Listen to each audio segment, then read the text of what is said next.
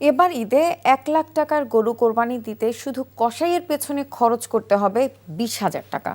রাজধানীর কসাইরা বলছেন, অভিজ্ঞ কসাইদের পেতে গুনতে হবে বাড়তি টাকা। এদিকে বাজার গরম, পশু কোরবানির ধারালো ছুরি, দা, বটির দরদামে। মাংস কাটার সরঞ্জামগুলো গেল বছরের তুলনায় দাম কিছুটা বেড়ে বিক্রি হচ্ছে ২০০ থেকে ২,০০০ টাকা পর্যন্ত। কোরবানির আগে প্রস্তুতির এমন ব্যস্ত চিত্রের খবর জানাচ্ছেন সেলিম মালিক। ঈদুল আজহা মানেই কুরবানির প্রস্তুতির মহাযজ্ঞ। গরু ছাগল কেনার সঙ্গে সঙ্গে জমে উঠেছে দা, ছুরি আর বটির বাজার। হাতুড়ে টুকটাক শব্দে সরগরম কামাশালা। চলছে নতুন যন্ত্র তৈরি ও শান দেয়ার ধুম। 20টা বানাইতাম, এখন 40টা বানাই। আবার কাস্টমারের কাজ আছে, নতুন কাজ, পুরান কাজ, কাস্টমারের লোয়া নিয়ে আসে। রাজধানীর ধারালো অস্ত্রের দোকানগুলোতে ক্রেতাদের বেশ চাপ। এখানে কোনো টুকরি নাই।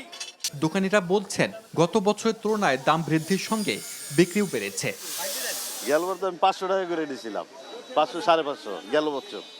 হ্যাঁ, এবছর ওটা চাচ্ছে আপনার এটা কত 900 টাকা যাচ্ছে। 200 টাকা পিসের স্প্রিং এর ছুরি ভালোটা, নরমাল নিলে 150 টাকা থেকে 100 টাকা দাম। আর চাপাটি 1000 টাকা পিস ভালো মানের। নতুন অস্ত্রের বাড়তি দাম এড়াতে পুরাতন ছুরি শান দিয়ে নিচ্ছেন অনেকে। চাকু আনছি 5টা, বটি 2টো আর একটা চাপাতি।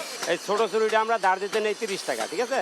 আর বড় চাবাড়িটা আমরা 100 টাকা পিস নেই দাঁড় দেওয়ার লেগে। এবার তেঁতুল কাঠের খাটিয়ার চাহিদা কম বলে জানালেন ক্রেতারা। পাটি বিক্রি হচ্ছে 250 থেকে 350 টাকায়। 60 ইঞ্চি এর দাম হবে 500 টাকা।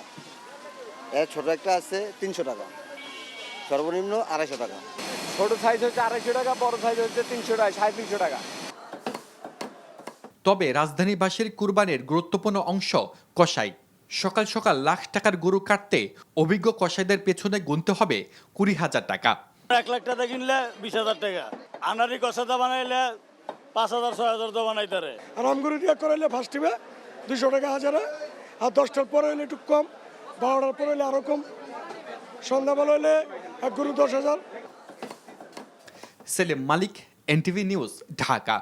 এই ঈদে জামা জুতো অ্যাক্সেসরিজের ডিসকাউন্ট।